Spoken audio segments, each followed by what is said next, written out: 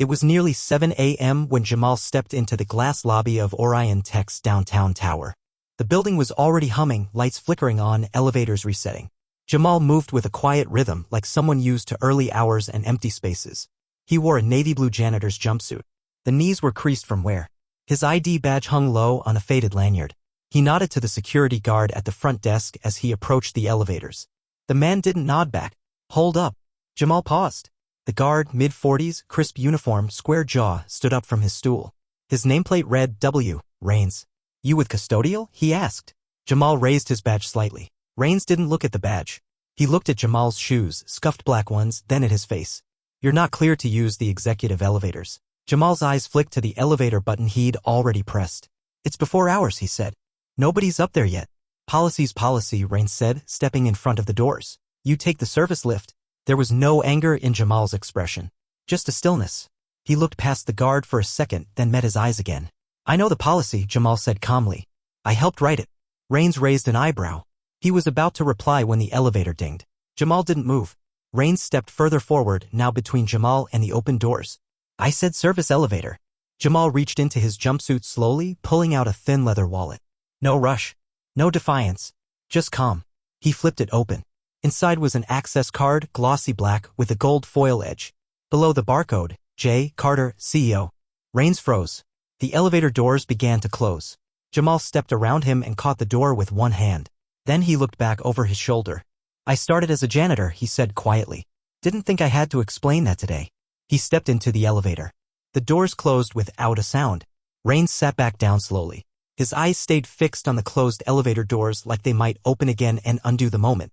He muttered something under his breath, but no one was around to hear it. The lobby was still mostly empty. Just him, the front desk monitor, and the silent footage of Jamal entering the building moments earlier. He rewound the feed and played it again. Watched Jamal step through the door, nod politely, wait to be stopped. Watched himself rise, confront, block the elevator. Then he muted the footage and stared at the paused screen. The man in the janitor uniform hadn't raised his voice. Hadn't pulled rank. Hadn't flinched when Rains stepped in front of him. Rains leaned back in his chair. A flicker of discomfort crossed his face. He looked at his own reflection in the dark monitor. Adjusted his collar. He reached for the phone on the desk, hesitated, then pulled his hand back. What was he going to say? Hey, just letting you know I stopped the CEO from getting to his own office? He didn't dial. Instead, he opened a drawer and pulled out the building access list. Jamal Carter's name was at the top. Cleared for all floors. 24-hour access. Signature code, JC01. Rains closed the folder. The clock on the wall ticked forward. Across the lobby, 2 junior employees arrived, chatting softly. They swiped their badges, nodded at Rains, and stepped into the same elevator Jamal had taken. He didn't look at them. Just stared at the floor for a long moment, then slowly folded his hands in his lap. Jamal had said he helped write the policy. Rains had enforced it without recognizing the author. And the elevator kept moving up. The executive level was quiet. Jamal stepped out of the elevator alone. The carpet muffled his footsteps and the early sun filtered through the floor-to-ceiling windows, throwing long shadows across the hallway. He didn't head to the CEO's corner office, not yet. Instead, he walked to the break room. It was empty, save for the hum of the fridge and the slow drip of the industrial coffee machine. He poured himself a cup, black, no sugar. Same way he drunk it back when he worked night shifts in maintenance. He sat down at a small table in the corner, the one nobody used because it was too close to the fridge. Pulled out his phone. Scrolled through emails. Several unread ones from the board. A couple from his assistant about a media inquiry. One from HR, subject line, internal complaint protocol review. He didn't open it. Instead, he leaned back and took a slow sip of coffee. He liked to come in early. Before the noise, before the meetings and the handshakes. Before people changed their tone when they saw his title. That's why he didn't tell the guard who he was. Not right away. It wasn't about catching anyone. It was about confirming what he already knew. Titles don't change what people assume. He took another sip, then pulled out a notebook, spiral-bound, plain cover, corners bent. Flipped past pages of meeting notes and strategy sketches. Landed on a clean page. He wrote one line. How many people did Rains stop this week? Then he underlined it once. The coffee was still hot. The office still quiet. But something about the building already felt different. Downstairs, Rains was still at the desk when his supervisor arrived. Carl Mendoza, mid-50s, gray temples, clean suit. He walked with the slow confidence of someone who didn't rush for anyone. Morning, Carl said, nodding as he stepped behind the desk. Rains stood up straighter than usual. Carl, hey, quick thing. About the guy who came in earlier. Carl raised an eyebrow. What guy? Tall, black, wore a janitor uniform. Said he helped write the building policy. Carl froze. You stopped him? Yeah. He tried to use the executive elevator. Didn't have a suit or anything. So I thought. Carl's face shifted. Barely. But it was enough. You thought what, Will? Rains hesitated. I didn't recognize him. Carl let the silence stretch just a second too long before responding. That was Jamal Carter. Rains blinked. The CEO. Carl didn't need to raise his voice. The weight of the words did all the lifting. Rains looked down at the desk. I didn't know. That's the problem, Carl said, pulling out his tablet and scanning the morning logs. You didn't ask. Didn't check. Just assumed. Rains opened his mouth, then closed it. Carl tapped once on the screen, then looked up. You'll get an email later. HR wants a statement. A statement? Rains asked, trying to keep his voice steady. Carl didn't answer. He just turned and walked toward the back office, leaving Rains standing behind the desk. Behind him, the elevator dinged again. More employees. More polite nods. None of them knew what had just happened, but word would spread. It always did. Upstairs, Maya slid quietly into Jamal's office. She'd worked with him for 3 years, long enough to understand his silences. She noticed the plain jumpsuit immediately, the absence of his usual blazer. You went in like that? She asked. Jamal didn't look up from his notebook. Yeah. She exhaled through her nose. And Rains stopped me. She nodded once. No surprise, just confirmation. Did he recognize you? Jamal flipped the notebook shut. Not until I showed the badge. Maya moved to the window and looked out over the skyline. Morning light was crawling down the side of a nearby tower. Want me to handle it? She asked. No. You sure? Yeah. Maya turned, leaning against the window frame. You know this is going to hit the exec floor by noon. People talk. Jamal leaned back in his chair, arms crossed. Let them. Maya studied him for a beat. You ever get tired of proving you belong? His eyes didn't shift. I'm not here to prove anything. Then what are you doing? Jamal looked at her, and his voice was even. Making sure the next guy who looks like me doesn't get stopped for walking into his own building. Maya nodded. She didn't say anything else. She didn't need to. At 9:13 a.m., an internal message hit every inbox in the building. Subject: reminder, professional conduct at entry points. It was from HR. Plain language. Neutral tone. Just a gentle reminder about policies regarding employee identification, de-escalation protocol, and the importance of treating all staff and visitors with equal respect. Nowhere in the email was Jamal's name mentioned, but everyone knew. It took less than 10 minutes for whispers to start in the lower levels: engineering, IT, marketing. By 9:30, someone had screenshotted the email and texted it to a friend in finance. Yo, did Rains stop Jamal this morning?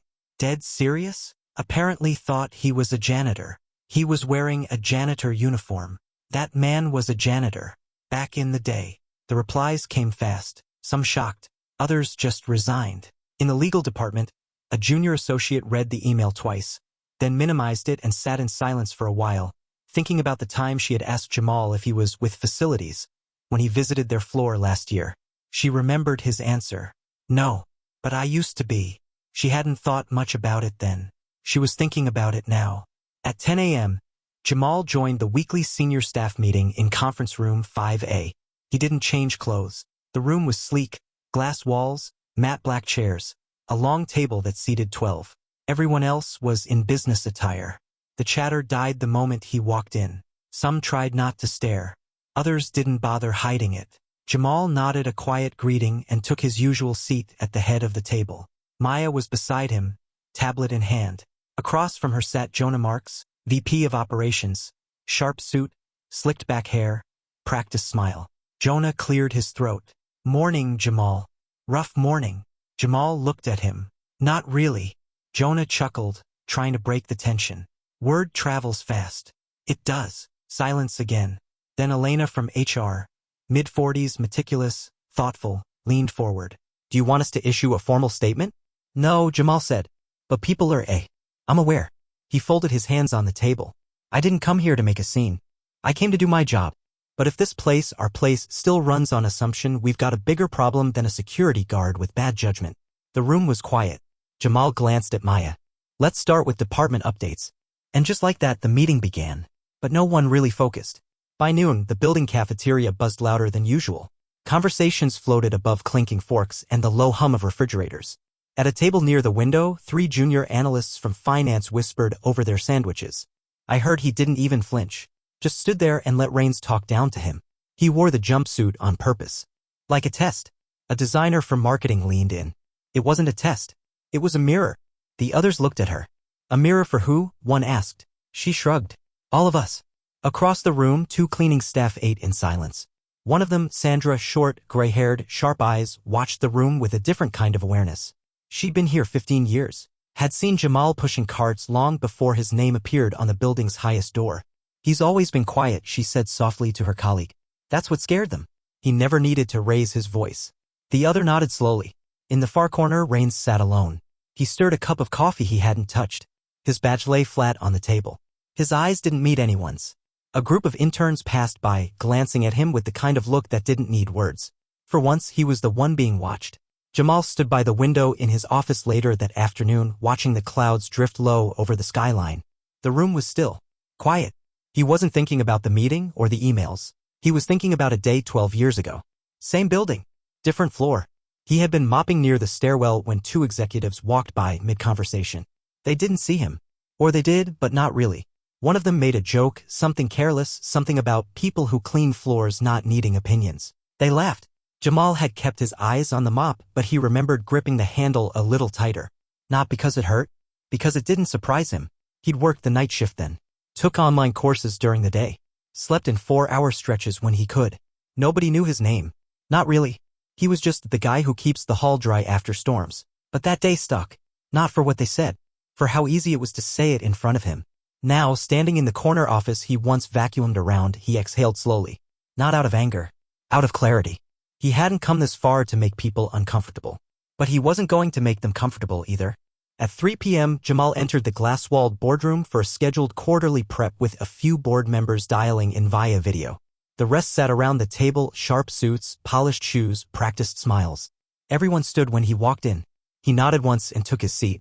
The CFO, a woman named Karen with decades of polished poise, opened the agenda. Before we begin, Jamal, she paused. There's been a lot of chatter today. Jamal met her eyes. I'm aware. Some are calling it a statement. It wasn't. Karen nodded, but her eyes searched his. Still, it's being talked about. Everywhere. I can't control that, Jamal said. But I can control how we respond. One of the remote board members, a man from New York with a deep voice and old-school views, leaned in. Are you suggesting policy changes? Based on what happened? No, Jamal said. I'm suggesting we revisit what kind of culture we've built that something like this isn't surprising to most of our staff. Silence. Then someone across the table said it quietly, almost reflexively, but you're not upset? Jamal turned his head slightly. You think not yelling means I'm not upset? The boardroom stilled. Jamal continued, his tone calm. I'm measured. Not indifferent. Karen sat back slowly, a faint frown on her brow. What do you want us to do? Jamal looked around the table. Remember that policies don't change people. But leadership does. And for the next hour, they talked about culture. Not numbers. Not headlines. Just the difference between looking and actually seeing. At 4:12 p.m., Rains knocked on the frosted glass outside Jamal's office. The knock was soft, uncertain. Maya looked up from her desk nearby, then glanced at Jamal inside. He was reviewing notes, pen in hand. Without looking up, he said, let him in. Rains stepped in, cap in hand, posture awkward. The door clicked shut behind him. Jamal didn't speak first. Rains cleared his throat. I wanted to say I'm sorry. Jamal looked up. For earlier, Rains continued. I didn't know who you were. That much was obvious, Jamal replied. Rains flinched slightly. I didn't mean any harm. No one ever does, Jamal said. Until they do. Rains shifted his weight from foot to foot. I was just following protocol. No, Jamal cut in. You weren't. Protocol doesn't say to judge someone based on how they're dressed. It says check ID. Treat people with respect. I see that now, Rains said quietly. Jamal leaned back, studying him. Tell me, how many others have you stopped like that? Rains didn't answer right away. Too many, he finally said. Jamal nodded once. I'm not looking for a performance, he said. Just change. Rains swallowed. I understand. You can go, Jamal said, already looking back at his notes. Rains lingered a second too long, then turned and walked out. Maya didn't say a word as the door closed behind him. She just watched Jamal underline something twice in his notebook. 1 line. 2 marks. Like a tally. The next morning felt different. Security staff stood straighter. Spoke slower. Checked badges with both eyes, not just a glance. No one said why. They just adjusted. Janitors moved through the halls with less avoidance in their eyes. A few exchanged nods with people who'd never looked twice before. The marketing team held an impromptu discussion about unconscious bias, unplanned, uncoached. Just 3 people who couldn't stop thinking about the HR email and the silence that followed. In IT, a young black intern named Corey arrived early.